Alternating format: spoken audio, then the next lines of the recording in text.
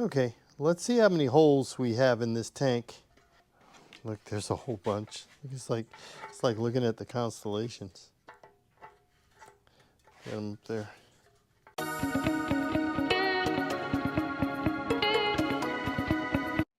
Hey guys, welcome back to another episode of Motorcycle Rewind. And today we're with the tank for the Silver Bullet. And boy, does it have some holes.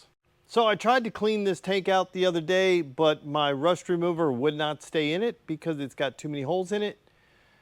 So I took it in a dark room, stuck a flashlight down the neck, just so we could see how bad it is. Look, there's a whole bunch. It's like looking at the constellations.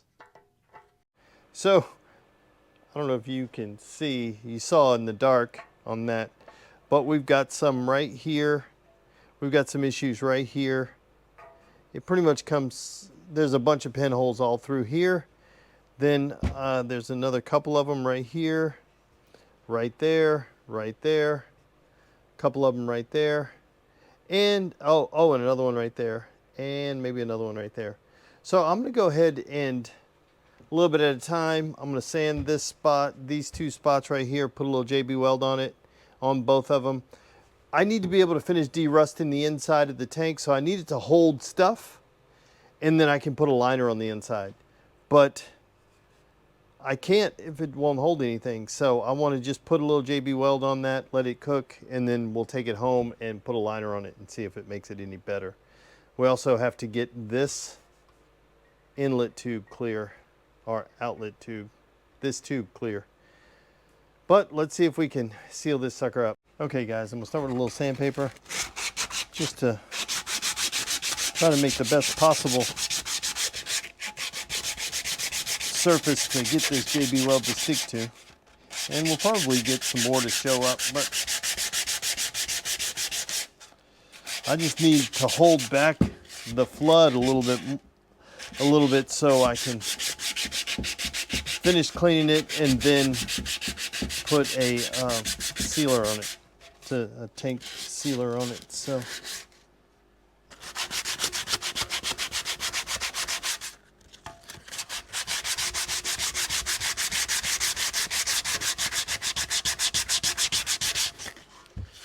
yeah, this sucker's bad.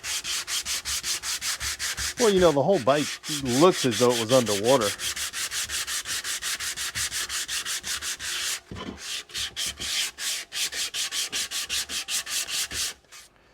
Okay, let me keep doing this and I'll get back to you in just a moment.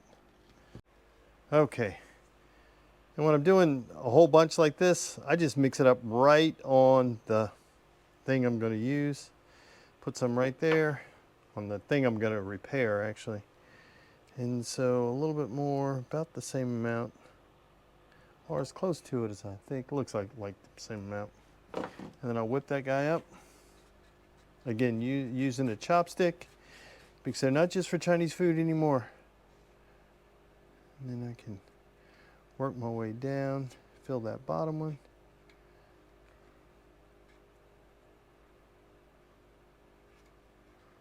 Just push it into the holes. Guys, I know this is not the proper way to do this. I am just trying to get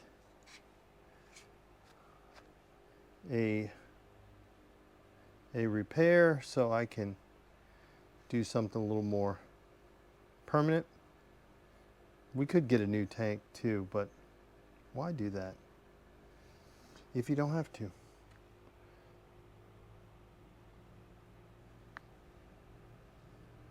Okay, I'll set that kind of cook right there. The biggest one was right up at the top, which if you don't fill it up all the way, you'll be good. And once we line it, we should be good too. So let's let that guy sit here. We got to do some more on this side and then some on this side. Okay, we got it coated with some JB Weld on the outside. Not sure if this is going to work, but we're going to let it cure. Then we'll take it home, we'll de-rust it, and then line it. And hopefully it holds some fuel. Okay, while this JB Weld is curing, I'm going to take this drill bit and see if I can clear out this this line. A lot of stuff on the bottom. We'll get that out when we clean it out. This one is going to be a little.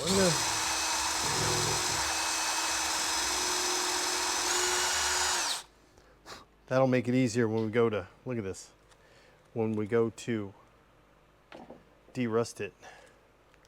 Look at all that stuff on there. Ugh. Get that off of there. Yeah, now we can see through those. Good. We'll probably have to clean them out a couple more times, but for right now, we're good to go. Okay, so we have the C70 tank in a Harbor Freight bucket. I already filled it with water to make sure it was, let me see if I can get you so you can see it, to make sure it didn't leak. And it hasn't leaked yet. And it's not awful in there. It's pretty bad, but it's not the worst I've seen. You can see where the JB Weld kind of came through right there, which is fine, because we're going to de-rust it right now using this Rust Aid rust remover bath. I got it at Home Depot. Because it removes 3 times more. And because it was at Home Depot and I needed some rust remover and I wanted to use this. You can use this guy over and over again. So let's go ahead and fill this tank up, see if it works. Okay, I'm just gonna pour it and fill it. Okay, I have it filled up all the way. And I fully expect this guy to weep out some of this because it was so porous, if you will. The more we sanded it, the more holes showed up. That's why I put so much JB Weld on it. But we're also going to line it on the inside. So once we get this rust away, we'll be able to put a liner on it. And that'll make a huge difference. It should make it usable. Now we just have to let this guy cook. We'll check on it in the morning. Okay, so we have our tank. We finished rinsing it out. And I filled any other hole that we may have had. May have went a little overkill just to trap the sealer in that we're going to use. This is the POR-15 sealer. I've used it in the past. This is like maybe a half a can, quarter of a can, something like that. Should be enough for this tank.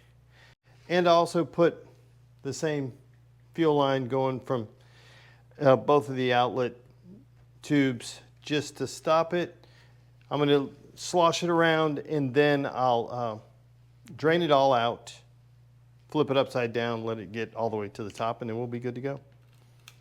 Let's open this up. It has maybe a third of a can, which is going to be plenty for this. Just going to use a funnel and just dump it all in. And then I'm just going to start moving it around. Trying to keep an eye on where it is in here to get everywhere.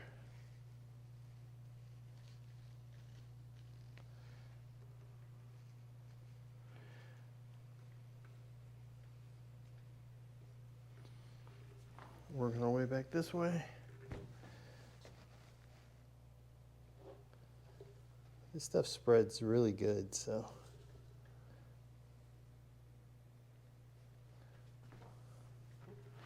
Get all the way to the front. Oh, maybe a little too much. That's all right. We're going to use that.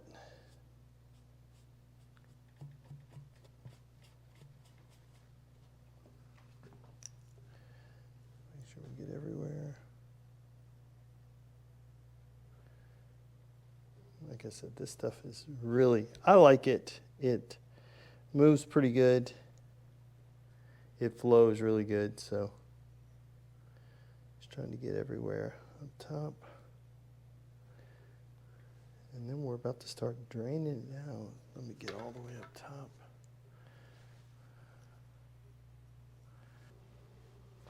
Just letting it all settle to the top here so I can get that, hopefully get more of it on the top and around.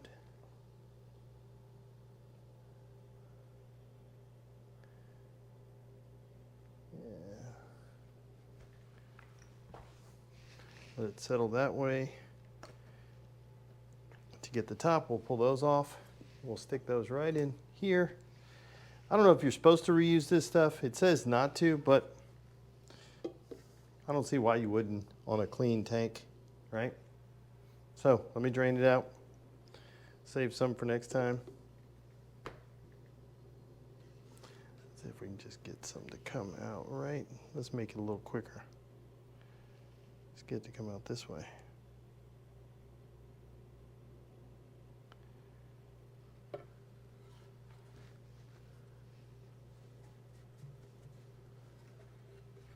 So okay, now I have it draining in this bucket. Just if any comes out, we're going to just drain it right into the bucket and we'll be good to go. I have a garbage can, so then we can just throw it away, whatever we don't. See? Still have plenty left to do another tank about this size. Plus, if it doesn't drain out, it's sticking to the top, which is fine. I do want to paint a little bit around the edges here on this bottom, just so we make sure it's taken care of. Okay, I may have went a little crazy. I was just gonna paint the edges and then I just painted the whole other side of it. It can't hurt it.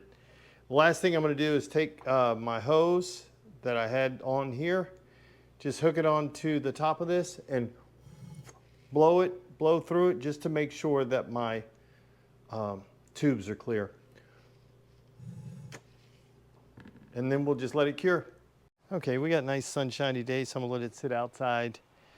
We have to wait 96 hours, so 4 days on this, and then it should be good to go. Guys, I think that's where people mess up with these liners, is I think they just get in a hurry. They're impatient. I'm gonna probably let it sit for a week before we do anything to it. At least 5 days. We probably won't put it back on the bike until, today's Friday, so we probably won't put it back on the bike till next Wednesday. So that's 5 days, and give it a shot from there. We'll just let it cook and go from there. That's the key, I think, is that most people just get impatient, and that's why these liners, 2 reasons. They get impatient, and so they pour it in and want to use it quickly. And 2, the most important one is they don't prep the tank well enough to begin with. Don't clean it out, de-rust it where you can, prep it, and then make it good. If you do those things, then just patience, patience, patience, patience. We do that, this thing should be good to go. The next time you see this tank, it will be on the 1985 Honda Passport C70, the old silver bullet. So guys, let me know what you do, or how do you save these old gas tanks? You know, I'm always looking for new ideas. So let me know. This is just a way. A solution doesn't make it the solution. So just keep that in mind. Let me know what you do to kind of bring these old tanks back to life. This one is different than a tank that I would do for, let's say, a CB750, because you're going to see most of the CB750 tank. This one, you're not going to see any of it. So I really don't care what it looks like as long as the fuel stays in it. But let me know in the comments down below. So guys, I want to thank you for watching yet another episode of Motorcycle Rewind, and do me a favor, like, tag, share, and follow us on Instagram at Motorcycle Rewind, and go ahead and hit that subscribe button. Oh, and don't tell my wife I did this in the house.